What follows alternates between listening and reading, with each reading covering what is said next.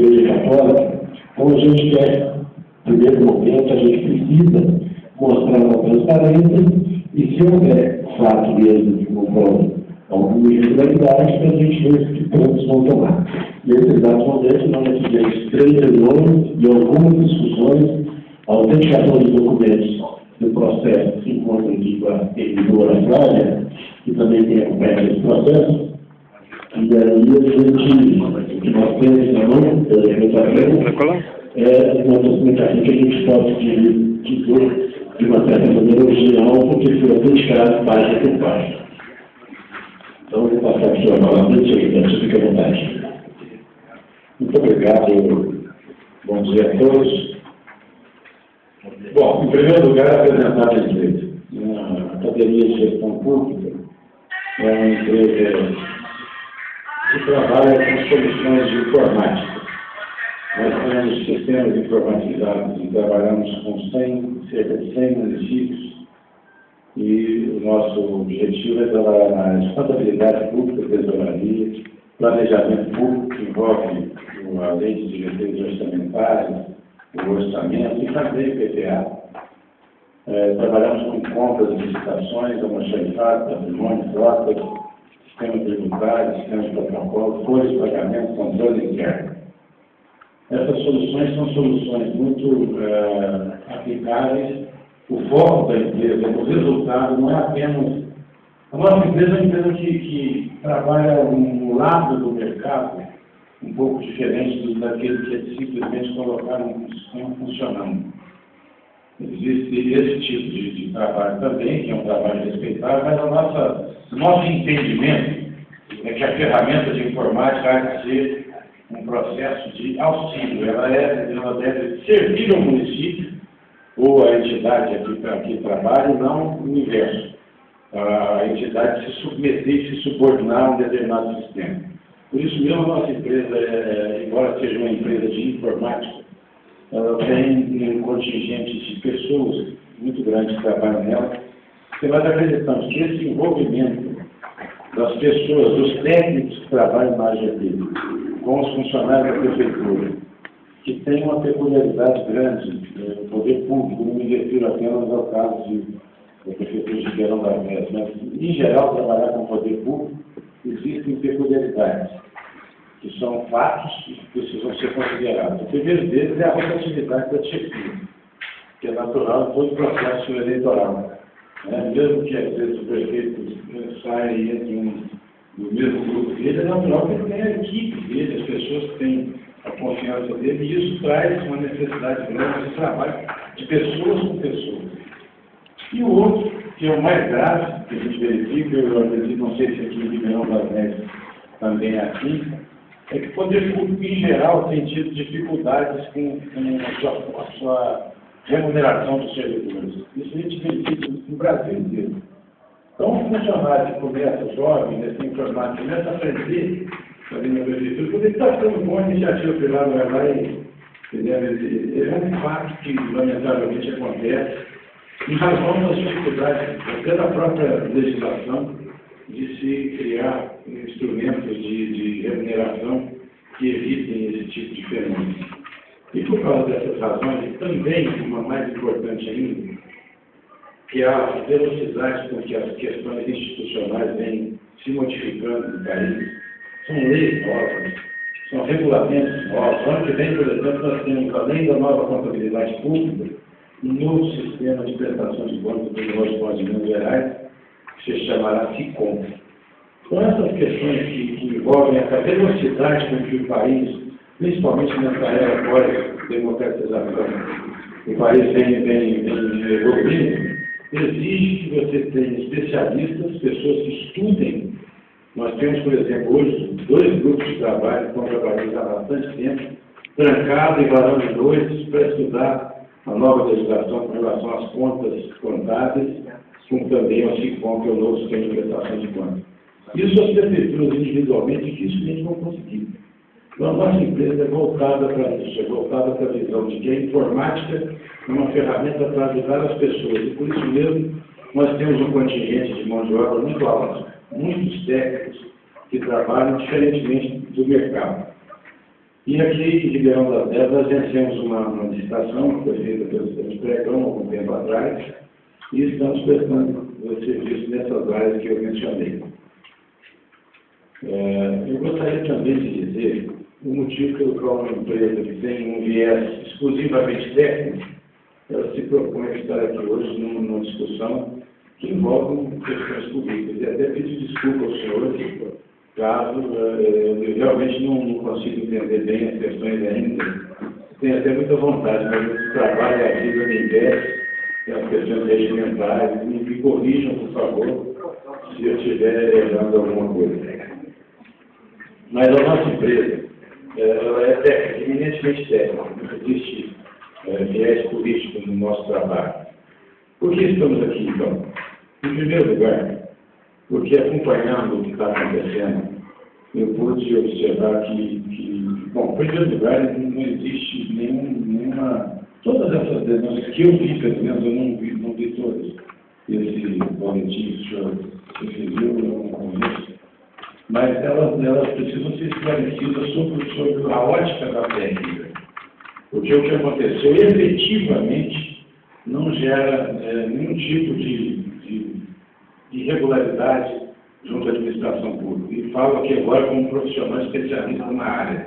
E posso debater esse assunto a fundo e discutir todas as questões. Essa é a primeira questão. Quando eu percebi que estava havendo um engano de interpretação, e lamentavelmente, no momento em que o país volta para a transparência, nós ainda estamos aprendendo a fazer essa transparência, porque a lei 131, e mesmo as outras, do HTCU e o próprio artigo 16, da 8666, falam da transparência, mas não detalham como ela deve ser feita. Não existe no país hoje um diploma legal, ou mesmo um regulamento, que detalhe a maneira pela qual determinadas coisas devem ser ou não ser publicadas. Eu não me refiro apenas à questão das compras. Isso é geral. Então a gente vive discutindo nos bastidores do Tribunal de Contas de Minas, do Tribunal de Contas da União, observando o que faz o governo federal, o que faz o governo estadual, o que outros entes públicos de hierarquia superior têm fazendo, para tentar adaptar isso à realidade dos municípios.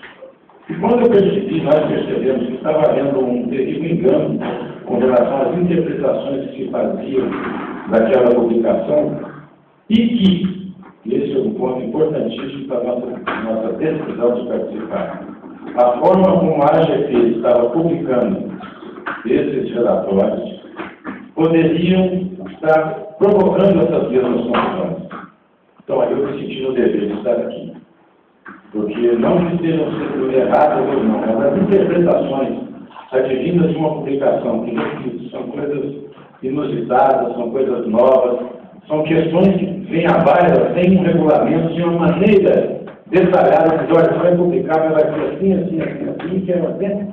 Aí sim está na parte técnica, o senhor é o presidente da comissão, né? Eu gostaria de saber se eu já posso entrar ou se o senhor quer falar ainda.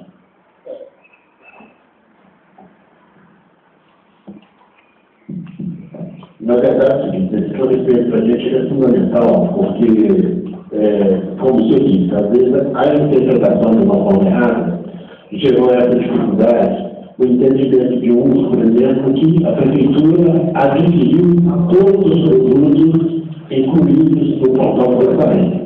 E é justamente a discussão hoje, então nós nos reunimos, por exemplo, tentando buscar a veracidade dos fatos. E aí a gente detectou que, na legalidade da lei, a prefeitura, ela fez uma modalidade, uma carona de entrar num outro processo que está em andamento, e mesmo assim, a comunidade ao qual foi, de uma certa forma, induzida a esse entendimento, ainda paga uma certa dúvida. Então, nós temos um documento aqui, conforme eu disse no início, e aí prova-se que a prefeitura ela não adquiriu aquilo que foi lançado no valor de 24 milhões no mês de fevereiro. Então, nós temos aí já os documentos que se encontram nessa casa e as falas, às vezes, por meio de algumas pessoas da comunidade, é justamente a questão da interpretação. o senhor acabou de ler agora.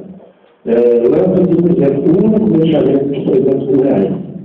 Mas, na verdade, é um limite de compras autorizado em decorrer de um determinado período. Então, o que a gente precisa, doutor Roberto, é justamente porque a gente precisa avançar, porque senão vai ser um processo muito cansativo e a comunidade não vai conseguir essa informação, e a presença do senhor, ela reforça a nossa tese, né, de que a prefeitura ela não adquiriu todos os produtos que estavam colocados no site. Eu precisava de um cliente assim, tá bem sucinto, está bem claro, mas como a gente precisa desse diagnóstico, dessa afirmação, para que a gente dê essa linha de exemplos que o porquê que foi lançado na integridade dos autos, tá certo? Sendo que a prefeitura ela só adquiriu muito. E acho que essa é uma decisão mais da realidade da lei, né, gente? Isso é uma questão. Perfeitamente. Bom, em primeiro lugar, há necessidade da interpretação do que é uma compra. Quando a lei diz publicar as compras, o que significa isso? Então, tem duas formas de interpretar. Infelizmente, tem. Uma delas é o que foi fornecido, que foi efetivamente consumido pela administração pública naquele mês. Ou seja, compramos tantas caixas de serviço, compramos tantos equipamentos, compramos tantos de gênero alimentício, peças de veículos, medicamentos, etc, etc. Então, essa é uma maneira de dizer, bom, comprei isso aqui. Ou seja, isso foi consumido, isso foi fornecido efetivamente para a prefeitura. Essa é uma das formas de falar que foi comprado.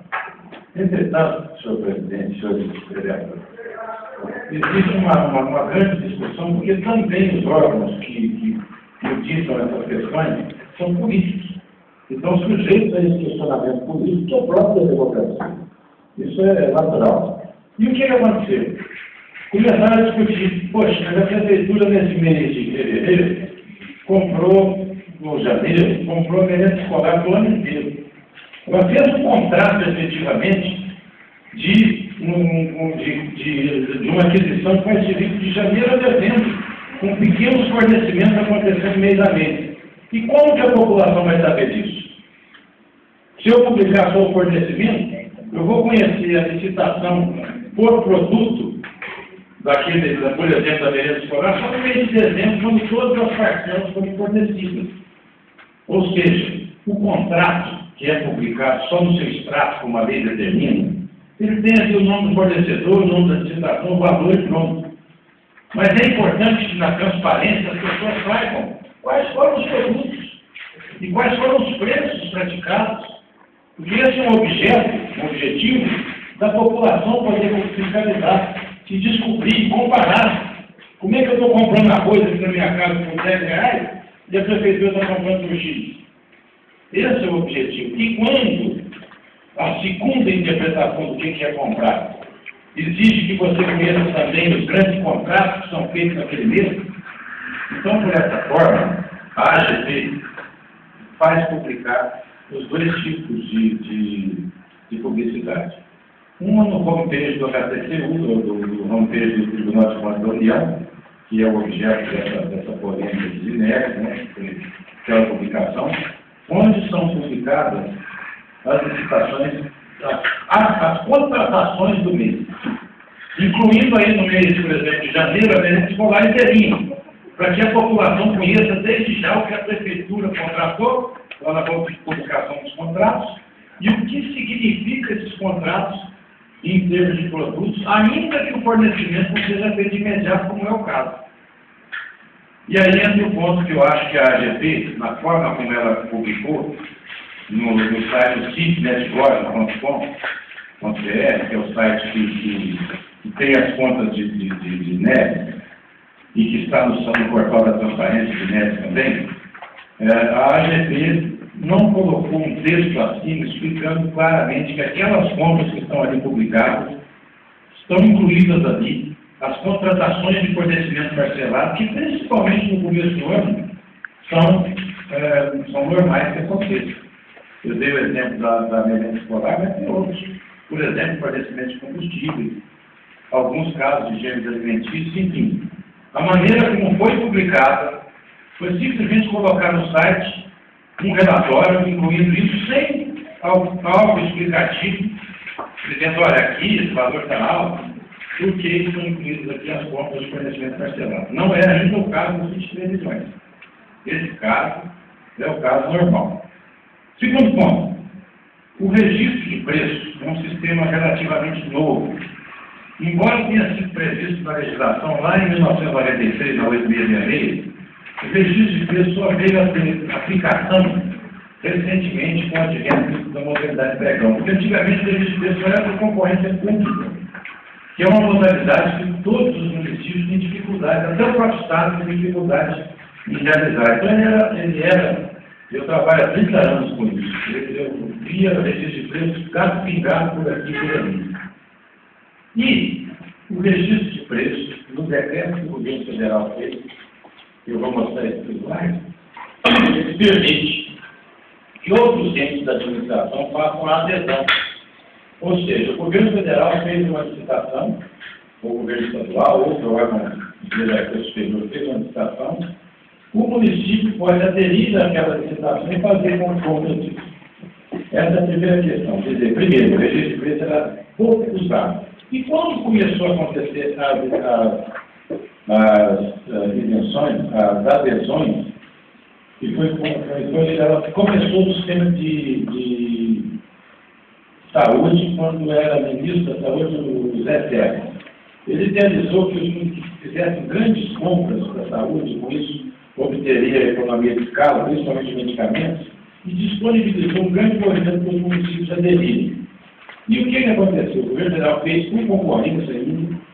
E o que aconteceu? O município ganhava uma empresa de Porto Alegre.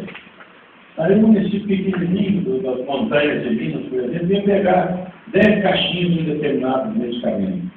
Então, a empresa, ela precisa aceitar fornecer. A condição para essa adesão, primeiro, o órgão que fez a licitação precisa concordar na adesão, e segundo, o fornecedor que ganhou aquele registro de preço precisa também estar de acordo em fornecer. E começou a acontecer nessa época da saúde que eles não tinham intenção de fornecer porque eram muitos municípios pequenininhos e quantidades pequenas. Recentemente, vários órgãos do governo estadual e federal começaram a praticar o registro de preço. Então eu diria que essas questões do carona, essas questões do próprio registro de preço e da adesão, são questões recentes, são questões que começaram a acontecer relativamente há pouco tempo. E com isso são questões também que precisam ser discutidas como estamos aqui hoje fazendo, para evitar que interpretações, eu não diria maliciosas, mas equivocadas, possam gerar determinados tipos de interpretação. E no âmbito político, eu conheço um pouco de política, mas é natural que a regulação política conduza isso a questionamentos, eu diria, mais fortes. Então é importante eu vir aqui discutir isso, dizer que o registro de preço, que é uma modalidade que começou a ser praticada agora, ele prevê que qualquer município, e vários municípios fazem isso, adiram a ata que foi registrada pelo ente de uma hierarquia superior. Segundo, essa adesão, ou o próprio registro de preços, ele tem uma diferença de tudo quanto há em licitação. Ele é usado, muito usado, por questões, por exemplo, que envolvem